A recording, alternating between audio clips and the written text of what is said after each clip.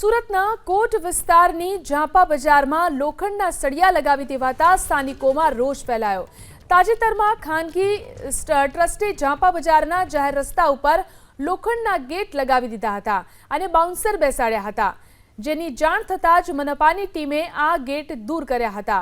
ત્યારબાદ હવે રસ્તા ઉપર જ લોખંડના પાઇપ ઊભા કરી દેવાતા વધુ એક વિવાદ સર્જાયો છે। જો આગ જેવી કોઈ દુર્ઘટના બને તો ફાયર બ્રિગેડ કઈ રીતે પહોંચશે? ગોપી તળાવ પ્રોજેક્ટના ડેવલપમેન્ટ અને ટ્રાફિકની સમસ્યા ઉકેલવા માટે આ નિર્ણય લેવાયો હતો। ગોપી તળાવના ડેવલપમેન્ટ માટેની જગ્યા ટ્રસ્ટ પાસેથી જમીન લેવામાં આવી હતી। તેના બદલામાં ઝાંપા બજારની ચાલ ગલીઓ વાહન વ્યવહાર માટે બંધ કરવાનો ઠરાવ સ્થાયી સમિતિની બેઠકમાં લેવાયો હતો। જે તે સમયે ગલીનો ઉપયોગ ફક્ત રાહદારીઓ પગપાળા અવરજવર માટે કરી શકે તેવી જોગવાઈ થઈ હતી।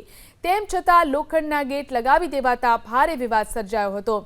જો કે પાલિકાની જાણ થતાં જ ગેટ દૂર કરી દેવાયા હતા, પરંતુ હવે ત્યાં લોબાડ ઊભા કરી દેવાતા સ્થાનિકોમાં રોષ છે।